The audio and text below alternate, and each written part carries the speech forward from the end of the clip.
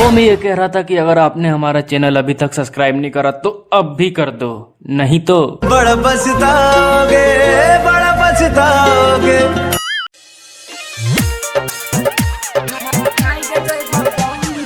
DJ लाल बाबू राजा recording studio राजा संवर्षा थाना चौक थाना चौक। सिंगिंग बाय सूरज हिंदुस्तानी। हराम के भेगलै शादी पापा रखना छो हमरा कुआं।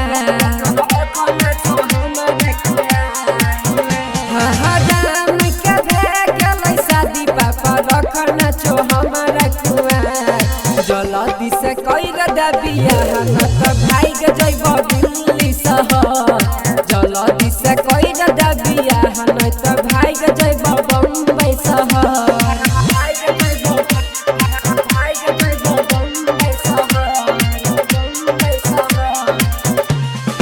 डीजे लाल बाबू राजा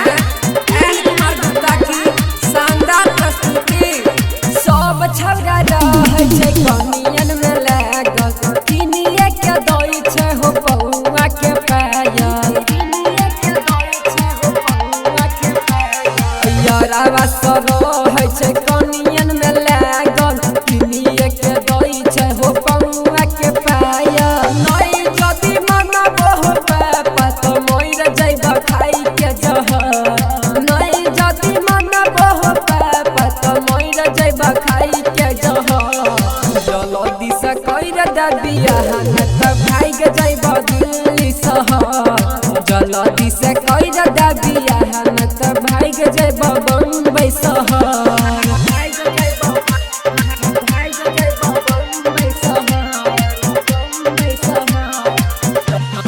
डीजे लाल बाबू राजा डीजे लाल बाबू राजा। लागै छै कि देबो कुआर में पागल। रात दिन रहै छियै टेंशन में जागल। लागै छै कि देबो कुआर में पागल। रात दिन रहै छियै टेंशन में जागल। छौरा सूरजवा के बतिया पर उठै चकिया लहर। छौरा सूरजवा के बतिया पर उठै चकिया लहर। जल्दी से कइ द बियाह न त भाग जइबो दिल्ली शहर।